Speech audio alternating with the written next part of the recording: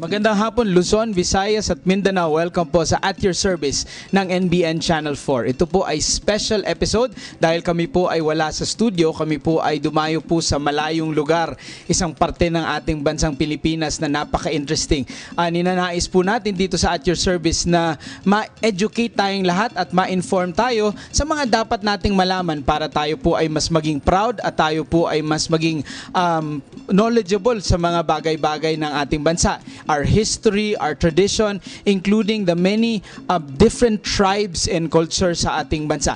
Kaya for this episode, we will be featuring a town, we will be featuring a people, we will be featuring a lovely place in Lanao del Sur. We are here in Taraca, Lanao del Sur, a beautiful municipality sa Lake Lanao po, sa gilid po ng Lake Lanao. At makikilala po natin ang mga Maranao, nating kababayan. Makikilala din po natin ang history ng mga Muslim sa Pilipinas dahil napaka-significant po ng kanilang contribution sa ating bansa. Kaya importante para makilala natin ang ating bansang lubusan, makilala dapat natin lahat ng aspeto, lahat ng klaseng relihiyon at lahat ng klaseng tribo sa ating bansa. Kaya tumutok po kayo sa isang oras na punong-puno po ng impormasyon about the Philippines, about the Maranaos, about Taraca, about Lanao del Sur. Magbabalik po ang At Your Service.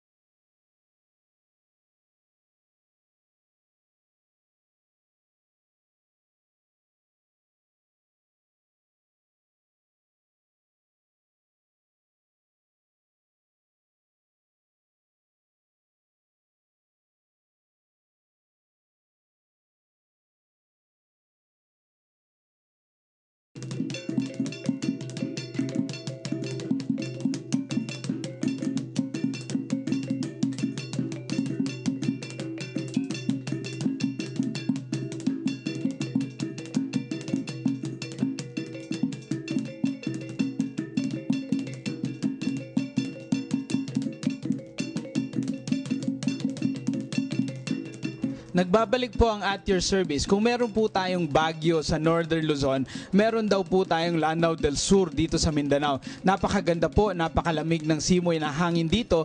At this is a place where you can find the second biggest freshwater lake sa ating bansa. And around it are mga munisipyong napaka-interesting. At nandito nga po tayo sa municipality ng Taraca. At makakausap natin isang napaka-dynamic na leader, isang batang-batang abogado, at napakagaling pong resource person sa history ng mga Maranao at ng Lanao del Sur. Let's welcome po at salamat for inviting us, Mayor Aminuddin Sumagayan of Taraca. Yes, maraming salamat sa pagdalo.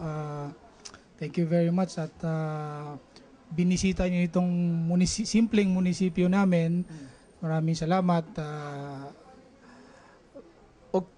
Mayor, ang question po namin siguro una, paano po na buo yung pangalan na Taraca? Where did it come from? Ano pong origin nung why of all names? Medyo hindi po kasi siya hindi siya Filipino word or Tagalog word eh. Where did the word Taraca come from?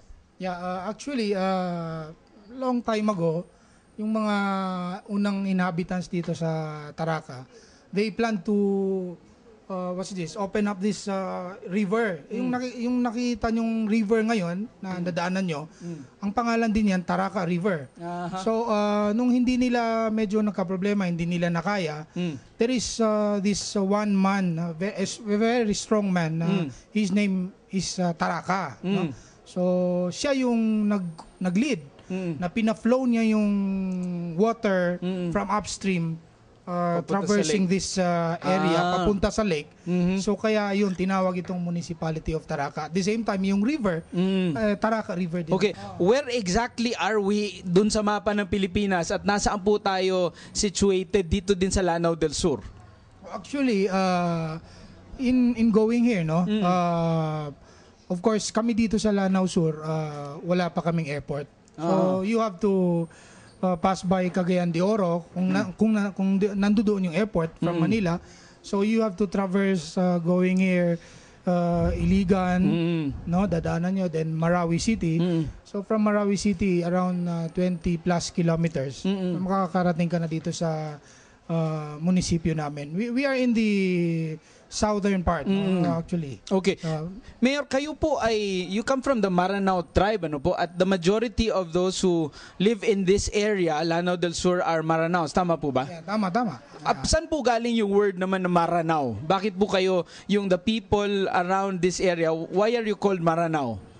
Well, this actually the place is called Ranao, no? Kaya yung inhabitants dito tinawag na Maranao. Ranao means yung place na ito, lake. Yeah. Lanao means lake. Yeah. So yun, kaya Maranao yung tawag in rhyme with that place, Ranao. Yung sinasabi nilang Ingda Ranao, ito na yun. Pag narinig mong Ranao, it means ito, Lanao area, maski part of Lanao Norte. Yung mga tao dito, Mayor, anong klaseng trabaho ang meron sila? Anong livelihood ng karamihan dito? Well, to be particular dito sa munisipyo namin, ang main livelihood talaga dito, source of livelihood, is farming. At saka pangalawa yung fishing. Kasi nga, we are beside the lake. So farming talaga ang pinakaano dito. Makikita nyo mamaya, halos nakapalibot talaga sa amin, paddy lands, rice fields. Okay, pero yung mga Maranao, napapansin po ng ating mga kababayan na the Maranaos are also in so many areas in the Philippines, ano? Can you help us understand bakit din gusto ng Maranao na pumunta sa mga iba't ibang lugar? Yeah, talagang basically yung mga Maranao, they are more on mga negosyante ito eh. Oo. That only implies na talagang wala kaming ibang mga peace loving kumbaga. We mahilig kami maghanap buhay, negosyante, mga traders. Kaya mapapansin mo, wala pa sigurong place dito sa Philippines na wala kang makikitang place na walang Maranao. Talagang palaging may Maranao dyan. Mahilig talaga kami negosyante, mga traders talaga itong mga Maranao. Nabanggit mo, Mayor, the Maranaos are peace-loving. Yeah. Siyempre, matagal na po ang giyera sa Pilipinas at merong parating na peace process na dadaanan. Sa tingin mo ba, the Maranaos will play a role na para matulungan yung bansa natin na para mapag-isa and to find peace? Yeah, definitely. Sa tingin ko, kailangan natin yung mga Maranaos dyan. They will play a great part in this peace talk, no? Talagang makakatulong sila dahil nga nasabi ko sa'yo, we are peace-loving. At saka, ito sa Lanao del Sur, isa rin ito sa mga probinsya kumbaga very historic ba na alam nila yung pinagmulan ng We are very familiar doon sa pinagmulan ng conflict dito sa Mindanao as whole, di ba? Tapos yung Maranaos, I understand, ay kayo yung isa sa pinaka highly educated Muslim tribes na ating bansa. Tama po, Mayor? Tama din yun, no? Modesty aside, ayoko sana, pero sinasabi mo na that is very correct na kami mga Maranaos, because of that, what is this, na quality na talagang mahilig, we are very peace-loving kami, ayaw namin sa mga mga negosyante, maliban doon, we are more of the Maranaos actually are educated people, mahilig kami mag-aral, ganyan. Mapapansin mo, in fact in the Philippines, mapapansin mo, mga Maranaos yung talagang